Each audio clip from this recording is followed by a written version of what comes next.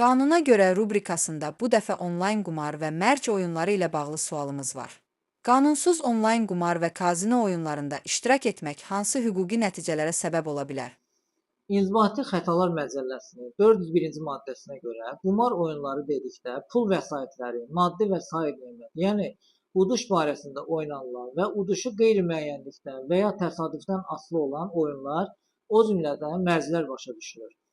İnzibati Xətalar Məcəlləsinin 525-ci maddəsinə görə qumar oyununda iştirak etmə, yəni qumar oynamağa görə oyun ləvazimatı, habelə qumara qoyulmuş pul vəsaitləri və ya digər əmlak, qazanılmış uduş, mükafat və ya digər gəlir müsadirə edilməklə 3000 manat məbləğində cərimə edilir. Sosial şəbəkələrdə videoların üzərində bu cür qanunsuz qumar oyunlarının reklamına rast gəlinir. Bəs bu cür qanunsuz qumar və mərc oyunlarının reklamına görə hansı məsuliyyət nəzərdə tutulub?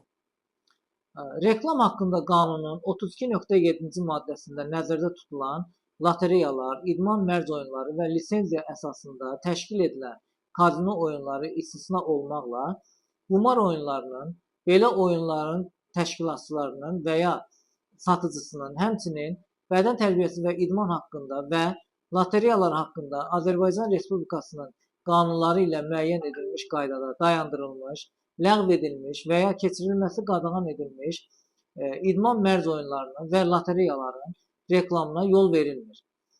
İnzibati Xətalar Məcəlləsinin 428.9-cu maddəsinə görə qumar oyunlarının və ya belə oyunların təşkilatçısının və ya satıcısının, o cümlədən keçirilməsi qadağan edilmiş və ya keçirilmə hüququ əldə edilməmiş stimullaşdırıcı lotereyaların və qeydiyyata alınmamış digər lotereyaların reklamına görə fiziki şəxslər 3000 manat məbləğində, vəzifəli şəxslər 7000 manat məbləğində, hüquqi şəxslər isə 40000 manat məbləğində cərimə edilir.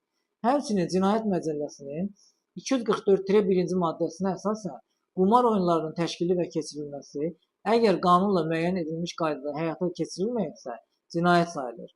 Bu isə o deməkdir ki, qeyri-qanuni onlayn kazino və ya mərc oyunlarının platformalarını idarə edən şəxslər cinayət məsuliyyətinə cəlb olunur.